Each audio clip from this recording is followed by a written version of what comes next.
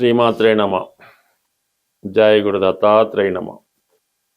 ఈ వీడియోలో మనం మీనరాశి వారికి మార్చి 1 నుంచి 15 మధ్యలో జరగబోయే వార ఫలాలు పరిశీలించినప్పుడు మరి మీనరాశి వారికి ఈ వారం నుంచి కొంత కొత్త మార్పులు అభివృద్ధి ఈ పక్షంలో రావడం జరుగుతుంది.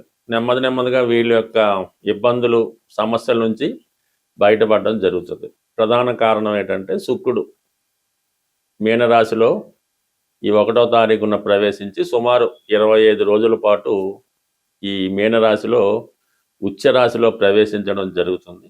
దానివలన అక్కడ ఉన్నటువంటి శని భగవానుతో కలిసి ఉండడం వల్ల ప్రధానంగా ఈ రాశి వారికి ఉద్యోగపరంగా ఉన్నటువంటి సమస్యలు ఏవైనా ఉంటే పరిష్కారం అవుతాయి. అలాగే స్త్రీలతో విభేదాలు, భార్యతో విభేదాలు, అలాగే దగ్గర బంధువులతో ఉన్నటువంటి సమస్యలు చాలా వరకు సాల్వ్ అవడం జరుగుతూ ఉంటుంది. ప్రధానంగా ఈ రాశిలో ఉన్నటువంటి స్త్రీలకి ఉద్యోగపరమైనటువంటి సమస్యలు పరిష్కారం అవుతాయి. మీలో ఉన్నటువంటి టాలెంట్కి తగిన గుర్తింపు రావడంతో మీరు స్వతంత్రంగానే ఏదైనా ఒక ఇండస్ట్రీ కానీ, పరిశ్రమ కానీ, ఒక వ్యాపారాన్ని కానీ ప్రారంభించుకునే అవకాశం ఉన్నది. అది లగ్జరీకి సంబంధించింది అవ్వచ్చు, లేదంటే టైలరింగు, బట్టలు, క్లాత్సు, గోల్డ్, అంటే స్త్రీలకు అవసరమైనటువంటి వస్తువులతో కూడుకున్నటువంటి వ్యాపారం చేయొచ్చు. అలాగే మీరు ఏదైనా కొత్త ఫైనాన్స్ రంగంలో కానీ, సాఫ్ట్వేర్ రంగంలో కానీ, ఏదైనా ఒక రంగంలో ప్రవేశించడానికి ఒక ఇండస్ట్రీ స్టార్ట్ చేసుకునే అవకాశం ఈ రాశి వారికి ఎక్కువగా కనబడుతుంది. అంటే గతంలో కోల్పోయినటువంటి ఉపాధి అవకాశాలు తిరిగి పొందడం జరుగుతుంది. ఏదో ఒక రెగ్యులర్గా ఆదాయం ఒకటి ఏర్పడుతూ ఉంటుంది. సో ఇంతవరకు ఓకేగానే ఉంది. అయితే 12వ స్థానంలో ఉన్నటువంటి గ్రహాలు ఇక్కడ ప్రధానంగా రాహు ఉండడం వలన మీరు ఏం చేసినా కూడా ఎవరో ఒకరు దాన్ని నిరుత్సాహపరుస్తూ ఉంటారు. అందువలన ఎవరైతే మీకు ప్రోత్సహిస్తారో, ఎవరైతే మీ శ్రేయస్సు కోరుకుంటారో వాళ్ళు చెప్పినట్టు చేసుకోవాలి తప్ప ఎవరైతే మీకు విమర్శిస్తూ ఉంటారో, ఎవరైతే నిరుత్సాహపరుస్తుంటారో వారికి కొంతవరకు దూరం పెట్టడం మంచిది. లేదంటే వాళ్ళు ఏదో విధంగా మీ యొక్క అభివృద్ధికి ఆటంగా కనబడుతుంటారు. ఇక దాని తర్వాత ఏంటంటే ప్రస్తుతం కుజుడు ధనాధిపతిగా వ్యయ స్థానంలో ఉన్నాడు, అలాగే భాగ్యాధిపతిగా వ్యయ స్థానంలో ఉన్నాడు. అంటే ఏదో ఒక ఇన్వెస్ట్మెంట్ మీ కుటుంబ ధనంతోనో, కుటుంబ సభ్యుల సహకారంతోనో, తండ్రి గారి సహకారంతోనో కొంత ఇన్వెస్ట్మెంట్ మీరు పెట్టవలసి ఉంటుంది. అది ఒక ఇల్లు కొనొచ్చు, స్థిరాస్తి కొనొచ్చు, భూమి కొనొచ్చు, మొత్తం మీద కొంత వ్యాపారానికి ఇన్వెస్ట్మెంట్ పెట్టవలసి ఉంటుంది. ఇక రవి మరి షష్టాధిపతిగా వ్యయ స్థానంలో ఉండడం వల్ల కొంత రుణ ప్రయత్నం చేసి డబ్బు తేవచ్చు. అలాగే ఇదే సమయంలో కొంత అనారోగ్యపరమైనటువంటి సమస్యలు కొందరికి వచ్చే అవకాశం ఉన్నది. హెల్త్ పరంగా ఇబ్బందుల వల్ల హాస్పిటల్ చుట్టూ తిరగడం కానీ, లేదంటే మీ యొక్క కుటుంబంలో పెద్దవారికో, తండ్రి గారికో, తల్లి గారికో హెల్త్ ప్రాబ్లం రావడం వల్ల వాళ్ళని హాస్పిటలైజ్గా తేవడం కానీ, ఈ సమయంలోనే ప్రభుత్వానికి చెల్లించిన ట్యాక్సులు వగేరా చెల్లించడం, కొంత ఫైనాన్స్ బడ్జెట్ పడుతుంది, ప్రభుత్వ ఒత్తిడి ఉంటుంది, బంధువుల వల్ల కొన్ని ఇబ్బందులు ఎదుర్కొంటుంటారు. మీ దగ్గర ఏదో ధనం వచ్చింది, మీరు ఏదో బాగున్నారని తెలిసి కొంతమంది మళ్ళీ మిమ్మల్ని ఆశ్రయించి మీకు బడ్డెన్గా మారే అవకాశం ఉంది. అంటే కొన్ని కొత్త బాధ్యతలు ఈ సమయంలో మీ మీద పడబోతున్నాయి. అంటే ఎవరు సిస్టర్కి పెళ్లి చేయాలి, తమ్ముడికి చదివించాలి, ఏదంటే బామ్మడికి ఏదో ఉద్యోగం చూడాలి, వాడికి వ్యాపారం పెట్టించాలి.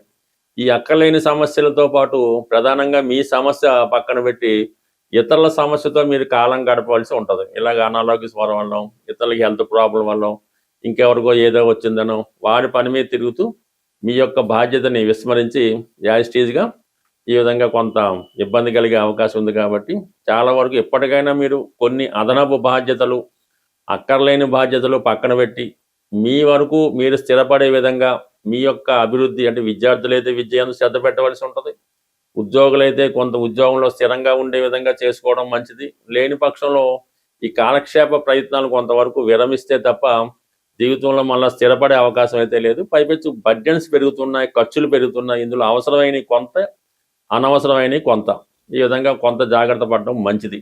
అయితే కొంతలో కొంత బెటర్ ఏంటరా అంటే ఈ వారం నుంచి శుక్రుడు రాశిలో ప్రవేశించడం వల్ల సమయానికి ఏదో ధనం వస్తూ ఉంటుంది. ఒక కొత్త వాళ్ళు ఎవరో పరిచయం అవ్వడం వల్ల మిమ్మల్ని మళ్ళీ ఆదుకొని మీకు సమయానికి ధనం ఇవ్వడం జరుగుతూ ఉంటుంది. అది ఒక స్త్రీ కూడా అయి ఉండొచ్చు. ఇక చతుర్థంలో గురువు, రాశ్యాధిపతి గురువు చతుర్థంలో కొంతకాలంగా వక్రగమనంలో ఉంటూ ఈ వారం 11వ తారీఖున రుజు మార్గంలోకి రావడంతో కొంత సందిగ్ధత తిరుగుతూ ఉంటుంది. స్థిరాస్తి విషయంలో ఉన్నటువంటి సమస్యలు పరిష్కారం అవుతాయి. మదర్తో ఉన్న విభేదాలు పరిష్కారం అవుతాయి. లేదంటే మదర్కి ఏదైనా హెల్త్ ప్రాబ్లమ్స్, వాళ్ళకి ఏదైనా కష్టాల్లో ఉంటే వాళ్ళు కొంతవరకు ఆ సమస్యల నుంచి బయటపడడం వల్ల మీకు సహకారం రావడం జరుగుతూ ఉంటుంది. ప్రధానంగా వైవాహిక జీవితంలో ఉన్నటువంటి సమస్యలు సాల్వ్ అవడం జరుగుతూ ఉంటుంది. ఏదైనా కొన్ని అదనపు బాధ్యతల నుంచి మీరు బయటకు వస్తే తప్ప మీకు అక్కర్లేని విషయాలు కలగజేసుకోకుండా మీ పనులు మాత్రమే మీరు చేసుకుంటే మాత్రమే ఇప్పుడున్నటువంటి శుక్ర గ్రహాలు మీకు అనుకూలించి మిమ్మల్ని మళ్ళా తిరిగి కొత్త జీవితానికి ప్రారంభానికి కొంతవరకు అనుకూలంగా ఉండే అవకాశం ఉంటుంది. గోచార ఫలితాలు పరిశీలించినప్పుడు కానీ వాటిని అనుసరిస్తున్న వారు మనకి ఏ సమయంలో ఏ గ్రహాన్ని ప్రసన్నం చేసుకుంటే మనకి మంచి ఫలితం వస్తుందో నిర్ణయించుకొని ఆ గ్రహం మంచి స్థితిలో ఉన్న సమయంలో ఆ గ్రహానికి సంబంధించినటువంటి దానం కానీ జపం కానీ పూజ కానీ చేయడం వల్ల ఆ గ్రహం మనకు అనుకూలిస్తుంది.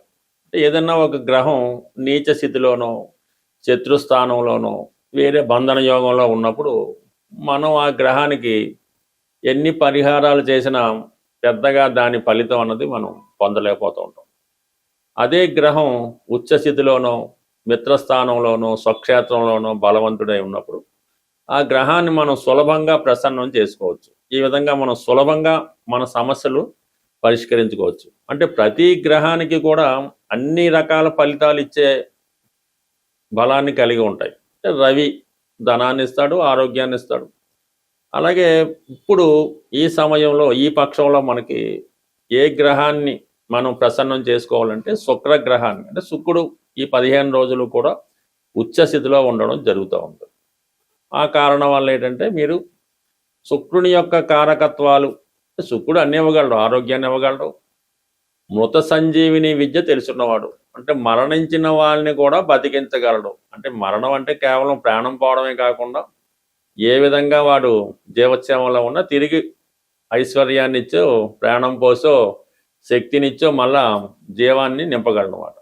అటువంటి శుక్రుడు మరి ప్రస్తుతం ఉచ్చస్థితిలో ఉండడం వల్ల ఏ రాశివారైనా శుక్రగ్రహ అనుగ్రహం కోసం మరి లక్ష్మీ అమ్మవారిని పూజించడం, సో ఇవన్నీ మనకు అందరికీ తెలిసినవి. అంటే సింపుల్గా పరిహారం పొందాలి, శుక్రగ్రహ అనుగ్రహం పొందాలంటే స్త్రీలని గౌరవించాలి. ప్రధానంగా స్త్రీలని గౌరవించడం, భార్య, చెల్లెలు, వదిన గారు, మదరు, ఎవరైనా సరే స్త్రీలను మీకు బయట వాళ్ళకి అక్కర్లేదు కానీ దగ్గర బంధువుల్లో రక్త సంబంధికుల్లో మీకు మంచి సౌభాగ్యంతో అదృష్టంతో ఉన్న స్త్రీలను గౌరవించి వారికి విధి విధానంగా సత్కరించి వారికి పసుపు కుంకాలు, చీర, జాకెట్టు, పసుపు కుంకం, గాజులు, ఈ సౌభాగ్య వస్తువులు ఆ స్త్రీలకి మీరు కానుకగా ఇవ్వడం వల్ల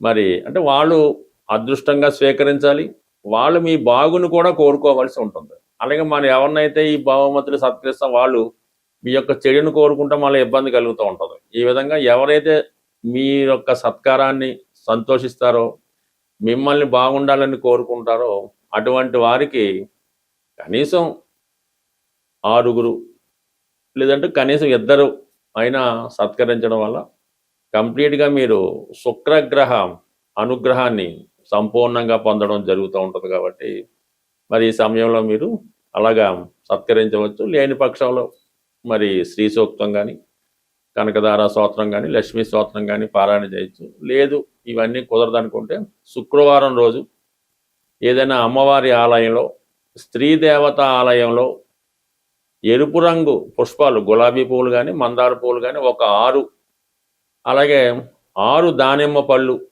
అమ్మవారికి ఆలయంలో భక్తులకు సమర్పించడం కానీ మరి అమ్మవారికి సమర్పించడం వల్ల కంప్లీట్గా మీకు ఈ శుక్రగ్రహ అనుగ్రహం వస్తుంది.